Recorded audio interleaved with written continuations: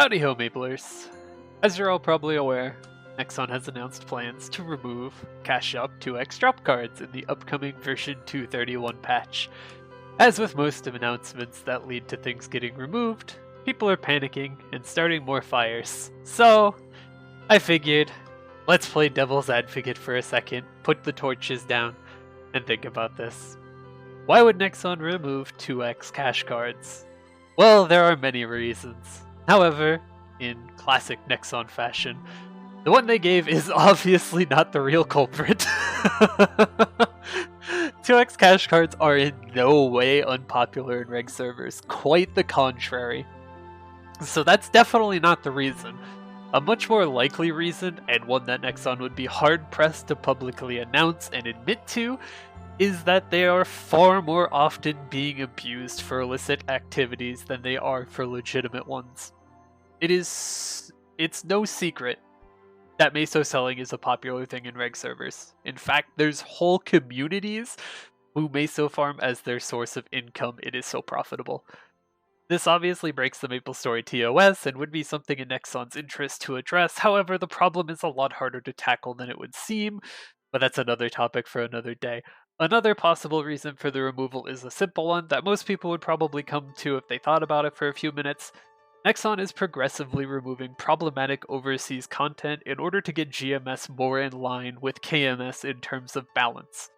So see the removal of Kishin, the now removal of Cash Shop 2x cards, the future limitations set on premium items like Frenzy, Firestarter, Breath of Divinity, Battleroid, etc. GMS has no local dev team. Everything from events to bug fixes are done in Korea and then localized by GMS's team. As such, having so many inconsistencies between the servers makes coding for them quite a challenge. Just think, how many patches have been broken from the get-go recently? I'll give you a hint, it's most of them. So removing items and abilities that create these differences between the servers is another step towards assimilating the two to be on more even footing.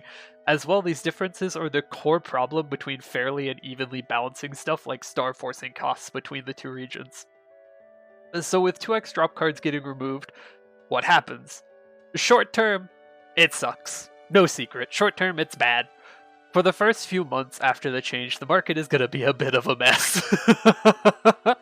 While everything slowly adapts to the new meso rates, this is kind of expected. With the change as big as this, it's going to cause some ripple effects that just traverse through the game and its market.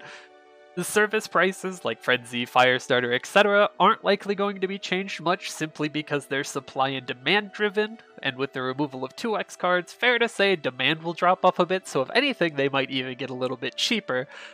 However, stuff like completed gear, stuff like your 22-star equipment and whatnot, those are probably going to see a little bit of a price hike right out the gates.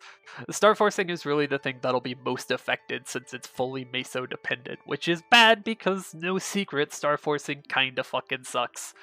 However, it's not all bad. Things will get better down the line.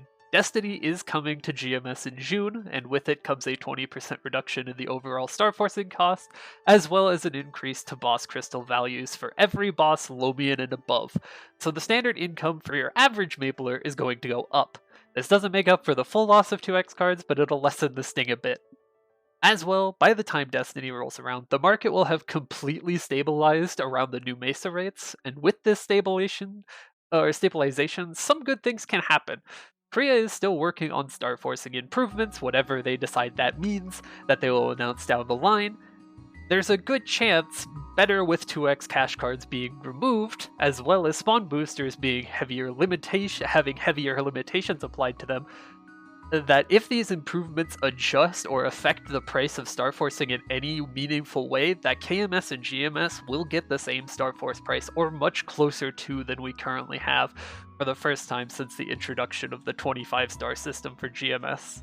Which is what most people want. On top of that, hopefully their improvements involve actually fixing the progression system for star forcing, but that again is another topic for another video. So short term, these changes suck. Those most affected will see a noticeable drop in their meso income.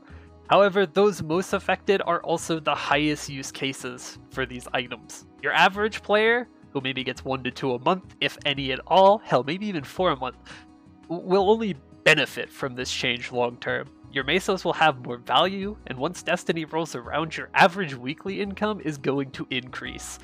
For the heavy users of 2x drop cards, this is inconvenient. The loss of reliable weekly cube farming from bosses for even like the light users is going to sting. The loss of 500 to 700 mil hourly rates is gonna sting. However, I've played this game for 17 years. MapleStory is a long-term game. It's been around for a long time, and it likely isn't going anywhere for quite a few more, much to some people's chagrin. So while it sucks currently, these changes could open up avenues in the future to create a healthier game state. So as someone who's used far more 2x drop cards than he would like to admit, I kind of welcome the change. As long as Korea stands by their word that they're going to improve the star forcing system in the future, this isn't a ruinous change, as people are rallying and crying that it is. It's just a necessary nerf to bring us more in line with KMS. Because unless we lose a bit of our overpowered tools, or we have some more heavy limits put upon them, we're never gonna see KMS star forcing rates. We can't have our cake and eat it too.